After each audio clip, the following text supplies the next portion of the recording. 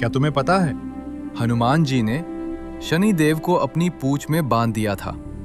लेकिन यह घटना सिर्फ एक युद्ध नहीं थी, यह भक्ति और अहंकार के बीच का संघर्ष था।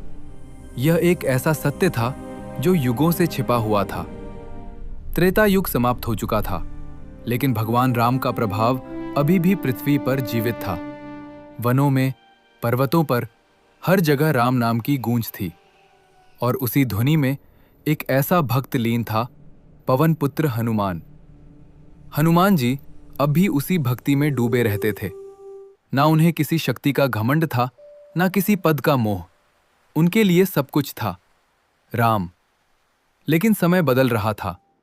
कलयुग की छाया धीरे धीरे फैल रही थी। लोगों के मन में भक्ति कम और अहंकार ज्यादा होने लगा था। और इसी समय एक और शक्ति प्रबल हो रही थी, शनि देव की दृष्टि। शनि देव न्याय के देवता माने जाते हैं। उनका कार्य था हर जीव को उसके कर्मों का फल देना। लेकिन उनकी दृष्टि बहुत कठोर मानी जाती थी। जिस पर भी उनकी दृष्टि पड़ती, उसका जीवन परीक्षा से भर जाता। एक दिन शनिदेव अपने लोक में बैठे विचार कर रहे थे। उन्होंने देखा, राजा जो कभी शक्तिशाली थे, आज दुख में थे। धनवान जो कभी गर्व करते थे, आज निर्धन हो चुके थे।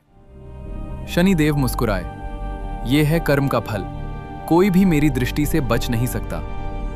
लेकिन तभी एक विचार उनके मन में उठा, क्या सच में कोई नहीं बच सकता? उन्होंने अपनी दिव्य दृष्टि से पूरी सृष्टि को देखना शुरू किया। देवता, असुर, ऋषि, हर कोई किसी न किसी रूप में प्रभावित था। लेकिन तभी उनकी दृष्टि एक स्थान पर जाकर रुक गई। एक पर्वत, जहां एक दिव्य प्रकाश फैल रहा था, जहां वातावरण में राम नाम की ध्वनि गूंज रही थी। वहां एक तेजस्वी रूप ध्यान में लीन था, हनुमान। शनिदेव ने ध्यान से देखा। हनुमान जी के चारों ओर एक अद्भुत ऊर्जा थी, मानो कोई अदृश्य शक्ति उन्हें सुरक्षित रख रही हो। शनिदेव के चेहरे पर हल्की मुस्कान आई। तो ये है वो जो मेरी दृष्टि से बच सकता है। उन्होंने निर्णय लिया, मैं स्वयं जाऊंगा और देखूंगा इस वानर की भक्ति कितनी शक्तिशाली है। धरती पर आगमन धीरे धीरे आकाश में एक काला साया फैलने लगा। हवा भारी हो गई, पेड़ झुकने लगे। और फिर एक तेज प्रकाश के साथ शनिदेव प्रकट हुए।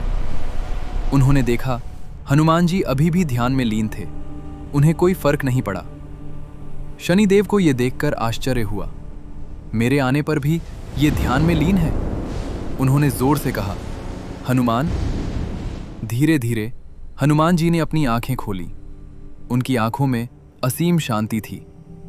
उन्होंने मुस्कुराकर कहा, प्रभु, आपका स्वागत है। शनिदेव चौंक गए। तुम जानते हो मैं कौन हूं, फिर भी तुम्हें भय नहीं? हनुमान जी बोले, जो राम का नाम जपता है उसे किसी का भय नहीं होता। यह सुनकर शनिदेव को क्रोध आ गया। उन्होंने तुरंत अपनी दृष्टि हनुमान जी पर डाली, लेकिन कुछ भी नहीं हुआ। हनुमान जी वैसे ही शांत बैठे रहे। शनिदेव हैरान रह गए। उन्होंने फिर प्रयास किया, इस बार अपनी पूरी शक्ति लगा दी, लेकिन फिर भी कोई असर नहीं। अब शनिदेव क्रोधित हो उठे, अगर मेरी दृष्टि काम नहीं कर रही तो मैं बल से तुम्हें झुकाऊंगा। और उन्होंने आक्रमण कर दिया। महायुद्ध, आकाश कांप उठा, धरती हिलने लगी। शनिदेव ने तेज प्रहार किया, लेकिन हनुमान जी ने उसे सहज ही रोक लिया। फिर हनुमान जी उठे। उनकी आंखों में अब भी शांति थी। उन्होंने कहा, शनिदेव, ये मार्ग उचित नहीं। लेकिन शनिदेव नहीं माने। तब हनुमान जी ने अपनी शक्ति का प्रयोग किया। उन्होंने अपनी पूंछ बढ़ाई। धीरे धीरे वो पूंछ लंबी होती गई और अगले ही पल उन्होंने शनिदेव को अपनी पूंछ में कसकर बांध लिया। जैसे जैसे पूंछ कसती गई, शनिदेव को पीड़ा होने लगी। उन्होंने पुकारा, हनुमान, मुझे मुक्त करो, मैं तुम्हारी शक्ति को स्वीकार करता हूं। हनुमान जी बोले, जब तक तुम वचन नहीं देते कि मेरे भक्तों को कष्ट नहीं दोगे, मैं तुम्हें मुक्त नहीं करूंगा।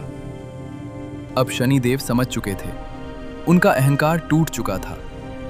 उन्होंने विनम्र होकर कहा, मैं वचन देता हूं, जो भी तुम्हारा सच्चा भक्त होगा, मैं उसे कष्ट नहीं दूंगा।